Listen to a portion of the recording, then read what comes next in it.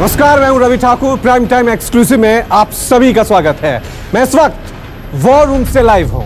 यहां से मैं आपको बताऊंगा कि कैसे जम्मू कश्मीर में चुन चुन कर हो रहा है दहशतगर्दों का खात्मा। आज श्रीनगर में सुरक्षा बलों ने आतंक के कमांडर को ढेर कर दिया। इसकी पूरी एक्सक्लूसिव रिपोर्ट आज मैं आपको दूंगा।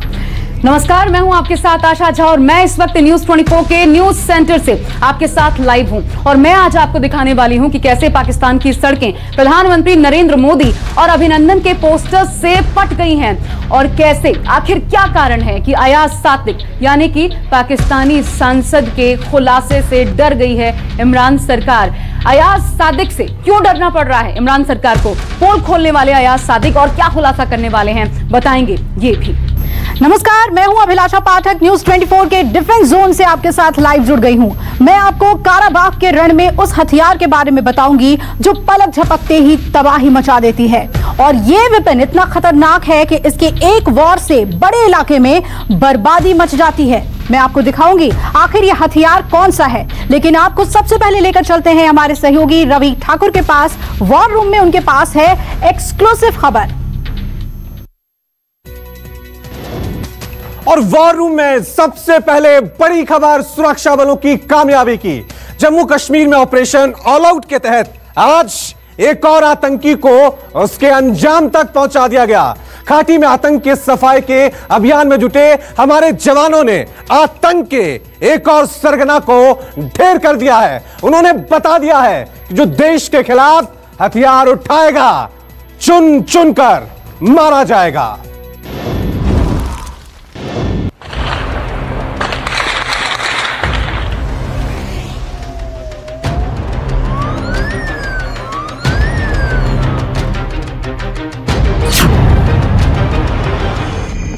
ऑपरेशन क्लीन में मारा गया आतंकी।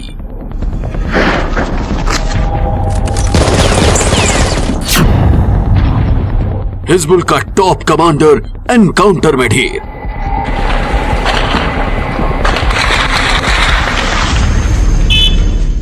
जन्नत को आतंक मुक्त करने की फाइनल तैयारी।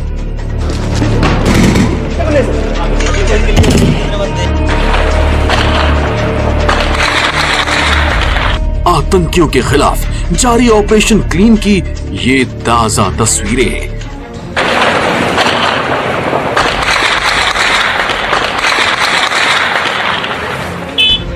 आतंक के खिलाफ एनकाउंटर में रविवार को एक बार फिर श्रीनगर के रंगरेठ में आतंकियों और सुरक्षा बलों के बीच मुठभेड़ हुई और पूरा इलाका गोलियों की आवाज से गूंज उठा। सीआरपीएफ और जम्मू कश्मीर पुलिस के ज्वाइंट ऑपरेशन में हिजबुल का टॉप कमांडर सैफुल्लाह उर्फ अबू मुसैद को ढेर कर दिया। आतंकी सैफुल्लाह ने घाटी में मारे गए हिजबुल कमांडर रियाज नाइको की जगह ली थी, लेकिन आतंकी साजिशों को अंजाम देने से पहले ही उसे कब्र में पहुंचा दिया गया। गया मिलिटेंट यहां पर हिजबुल का ऑपरेशनल चीफ कमांडर सैफुल्लाह है और उसी को ट्रैप करते हुए इस ऑपरेशन की यहां पर शुरुआत की गई थी और पुलिस के लिए काफी अहम कामयाबी मानी जा रही है हिजबुल के ऑपरेशनल चीफ का मारा जाना। और अभी भी इलाके में आप देख सकते हैं पूरे यहां पुलिस और सुरक्षा बलों के जवान तैनात है। इलाके को चारों तरफ से घेरा गया है। अभी भी तलाशी कार्रवाइयां जारी है।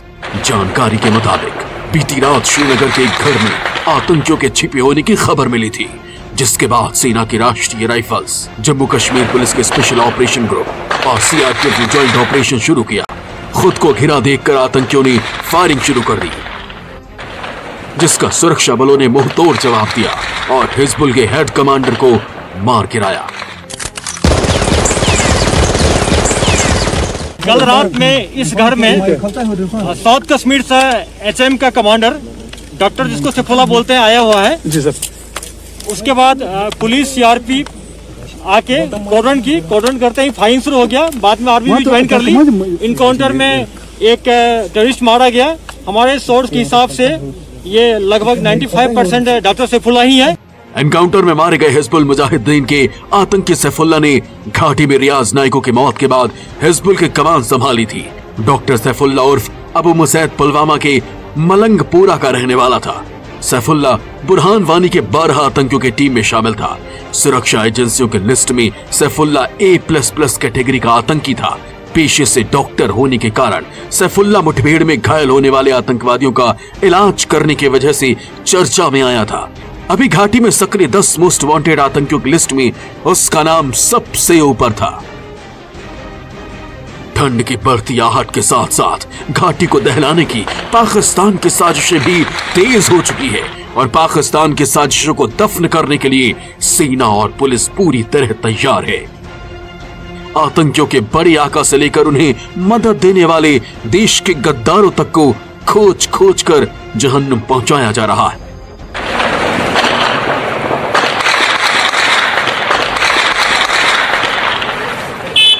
लगातार होते एनकाउंटर के बाद अब हालात ये हैं कि लश्कर, जैश और हिजबुल जैसी जमातों को रोज नए कमांडर बनाने पड़ रहे हैं और रोज ही वो ढेर हो रहे हैं। इस साल अक्टूबर तक घाटी में कुल 123 एनकाउंटर्स को अंजाम दिया गया, जिसमें कुल 206 आतंकी मारे गए। 27 सितंबर पुलवामा जिले के अवंतीपुरा सेक्टर में हुए एनकाउंटर में लश्कर-ए-तैयबा के डिविजनल कमांडर रियाज अहमद दार उर्फ खालिद मारा गया। 25 सितंबर अनंतनाग जिले के सिरहामा एरिया में हुए एनकाउंटर में लश्कर-ए-तैयबा के 2 कमांडर मारे गए। एक की पहचान अबू रहमान और दूसरे की पहचान आदिल भट्ट के रूप में हुई। 12 जुलाई बारामूला जिले के सोपोर टाउन में हुए एनकाउंटर में 3 आतंकी मारे गए, जिसमें एक लश्कर-ए-तैयबा का कमांडर भी शामिल था। 16 जून शोपिया जिले में हुए एनकाउंटर में सुरक्षा बलों ने हिजबुल मुजाहिदीन का कमांडर जुबैर वानी समेत 3 आतंकी को मार गिराया।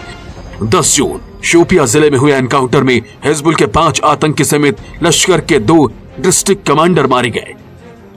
7 जून शोपिया जिले के रेबान गांव में हुए एनकाउंटर में एक हिजबुल मुजाहिदीन के 4 कमांडर समेत कुल 5 आतंकी मारे गए।